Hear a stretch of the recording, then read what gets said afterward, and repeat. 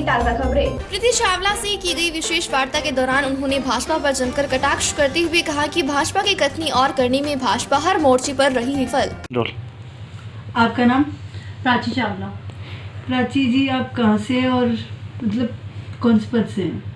मैं गिल कॉलोनी में रहती हूँ। मैं सपा समर्थक हूँ। अभी मैं किसी पद पर नहीं हूँ, लेकिन सपा को सपोर्ट कर रही हूँ। मैं संजय गर्ग जी को सपोर्ट कर रही हूँ। आप संजय जी को क्यों सपोर्ट कर रहे हैं? मतलब सपा को ही क्यों कर रहे हो और पार्टी को क्यों नहीं? मैं संजय गर्ग जी की जो ईमानदारी है और वो शिक्षित हैं और वो समभाव और सर्व धर्म को लेकर चलने वाले हैं, यही मुझे उनकी बात, उनका व्यक्तिगत जो रहने सहने का तरीका है मुझे बहुत पसंद है। मतलब वो डाउन टू अर्थ लीडर हैं। वो उनके अंदर घमंड नहीं है। वो हमारे बुरे वक्त में भी हमें पता है हमारे काम आएंगे, हमारा फ़ोन उठाएंगे। इस वजह से हम उनका सपोर्ट कर रहे हैं। जैसे हमने सुना है कि आपके हस्बैंड बीजेपी में हैं कई साल से और आप मतलब सपा को सपोर्ट कर रहे हो, क्यों? क्योंकि मैं कभी भी किसी दल की राजनीति नहीं करती, मैं कभी किसी जाति की राजनीति नहीं करती, ना ही मुझे ये मतलब है कि मैं किसी के भीड़ का हिस्सा नहीं बनती। मुझे मेरा खुद का अपना व्यक्तिगत नज़रिया है कि जो इंसान सही है, अच्छा है, मैं हमेशा उसका सपोर्ट करूं। और मेरे लिए सबसे बड़ी अभी जो बात है वो ईमानदारी है। जो अपना काम ईमानदारी से करें, जो उन्हें विधायक निधि मिलती है वो हमारे जनता में लगाएं और हमारे लिए काम करें और हमारी बात सुने। और पूरे जो हमारा पूरा ये सहारनपुर खुदा पड़ा है वो ठीक हो और सच में हमारा जो सहारनपुर है वो नंबर 1 बने, खाली होर्डिंग्स पे ना हो नंबर 1। जैसे कि कह रहे हैं कि सपा राज में गुंडागर्दी थी, लोगों का कहना है कि अब योगी राज में गुंडागर्दी नहीं है, इसमें आपको क्या कहते हैं? ऐसा कुछ भी नहीं है। जितनी गुंडागर्दी सपा में थी, गुंडागर्दी सपा में मुझे नहीं पता थी या नहीं थी, क्योंकि मैं सपा में ही पढ़ी लिखी बड़ी हुई हूँ। केंद्र में कांग्रेस सरकार थी, कभी हमारे साथ कभी कुछ गलत नहीं हुआ।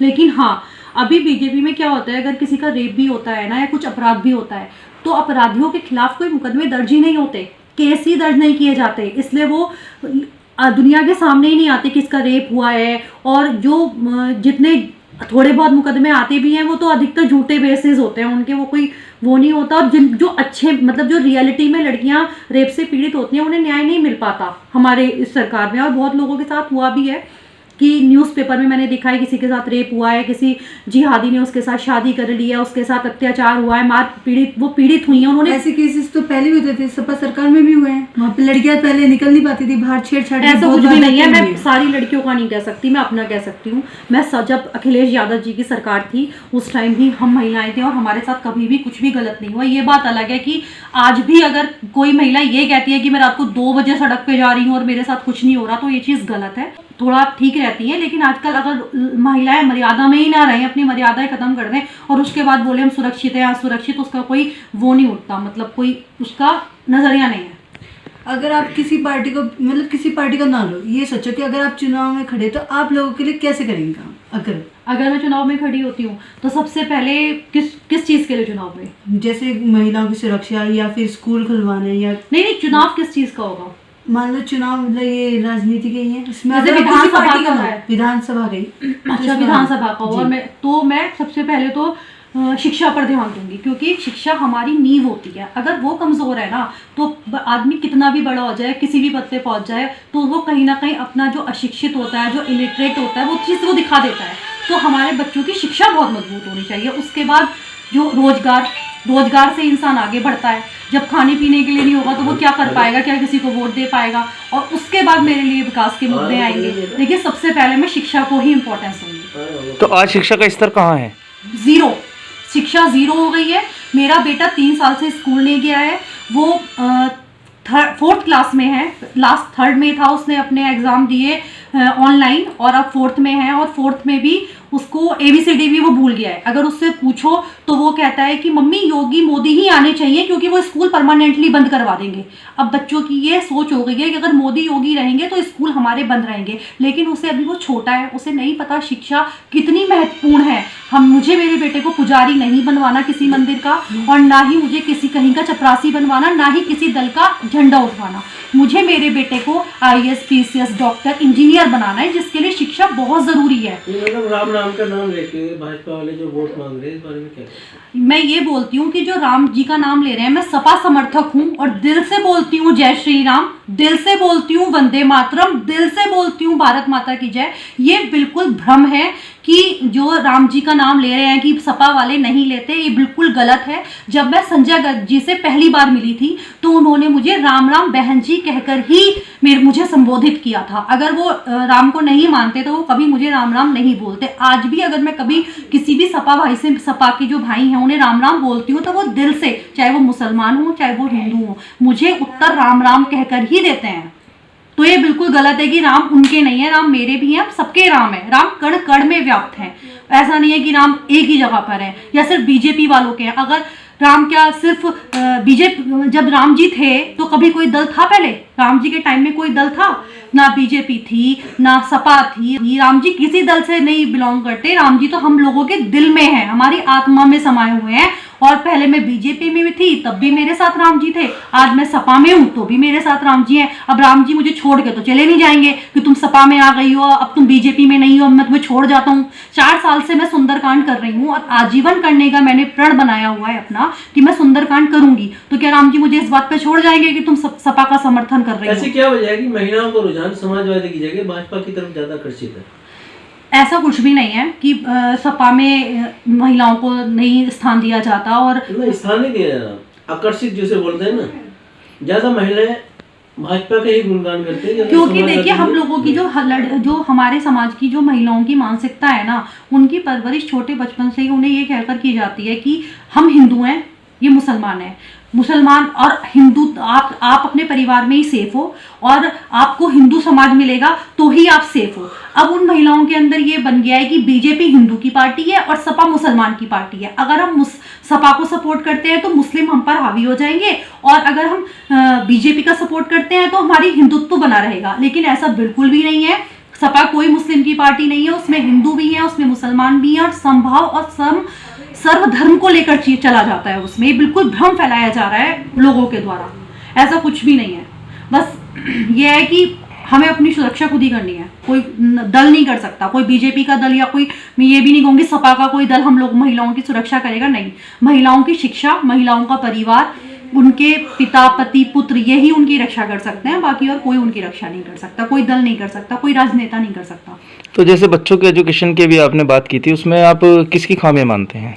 मैं उसमें थोड़ी सी केंद्र सरकार की खामियां मानती हूँ, और हमारे ये जो उत्तर प्रदेश के जो मुख्यमंत्री हैं योगी आदित्यनाथ जी की, उनकी भी खामियां मानती हूँ। क्योंकि जब हमारे देश में रैलियां हो रही हैं, नेता बिना मास्क के घूम रहे हैं और बच्चे रोड पर योगी मोदी के नारे लगा रहे हैं, एक नहीं कम से कम 20-20 बच्चे, छोटे बच्चे जो कि अभी माइनर में आते हैं, और ये इलीगल है कि माइनर बच्चे इस तरीके से किसी पार्टी के नारे लगाएं।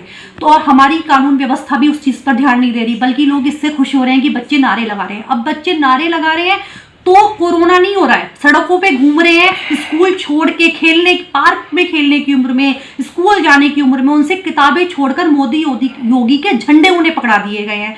अभी उन बच्चों की अवस्था नहीं है कि वो ये सोच पाए कि मोदी कौन है और योगी कौन है, या उन्हें राजनीति के बारे में कुछ पता है। अभी उनकी उम्र स्कूल जाने की है, जब वो सड़कों पे नारे लगा सकते हैं, वो 20 बच्चे बैठकर पढ़ भी सकते हैं, स्कूल में जा भी सकते हैं। जब हमें अधिकार 18 वर्ष के बाद मिलता है वोट डालने के लिए, ठीक है, तो फिर छोटे बच्चे नारे क्यों लगा रहे हैं? ये इलीगल है या नहीं है? आप छोटे बच्चों से नारे लगवा रहे हो, उनके माँ बाप नारे लगवा रहे हैं, मैं तो नहीं लगवाऊंगी अपने बेटे से, और ना ही मैं उस पर कभी ये थोपूंगी कि मैं सपा को मानती हूँ तो तुम सपा को मानो। अरे उसका मन है, उसे जो सही लगेगा, जो अच्छा लगेगा, वो उसको वोट देगा, उसका समर्थन करेगा, वो उसके टाइम की बात है। अभी हम जो सरकार का पूरा ध्येय होना चाहिए, वो चाहे क्राइटेरिया ये बना दे कि 20 बच्चे एक क्लास में पढ़ेंगे और उन बच्चों के मास्क लगे होने चाहिए, सैनिटाइजर होना चाहिए, चाहे 5 घंटे ना पढ़ा के 2 घंटे स्कूल में शिक्षित करें बच्चों को, बट स्कूल खुलने चाहिए सभी बच्चों के, और बच्चे स्कूल में जाने चाहिए। बच्चे हमारे सड़कों की शोभा नहीं है, बच्चे हमारे स्कूल में शोभा पाते हैं,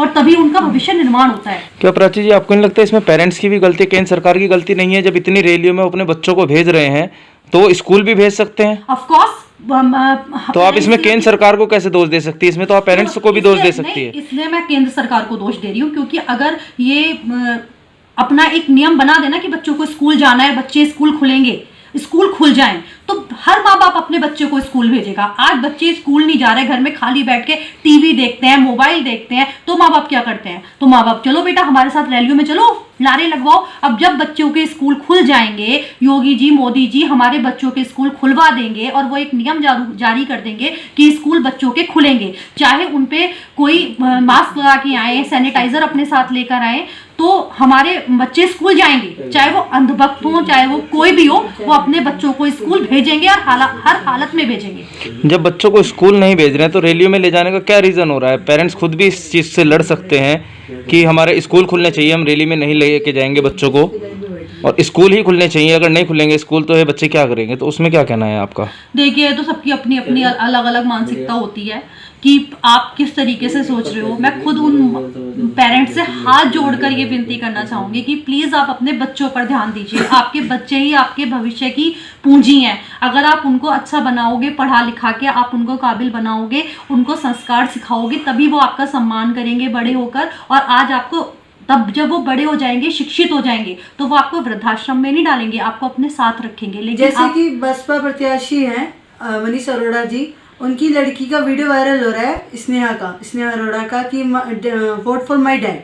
इसमें आपका क्या कहना है? मेरा उसमें ये कहने का है, वो कोई चीज़ गलत नहीं है। वो एक बेटी है, वो सड़कों पे नारे नहीं लगा रही, और एक बेटी का ये कर्तव्य होता है। आपने कहा ना कि बच्चे अब यही करेंगे, प्रचार करेंगे, तो इस लाइन पे मैंने कहा नहीं, प्रचार आप अपने पिता का कर सकते हो, वो सड़क पे नहीं है। मैंने वो वीडियो देखी है, वो लड़की सड़क पे नहीं, किसी दूसरे का सपोर्ट नहीं कर रही। हर बेटी का धर्म है, हर बच्चे का धर्म है कि वो, या हर बच्चा चाहता है हम अपने पिता का सपोर्ट करें।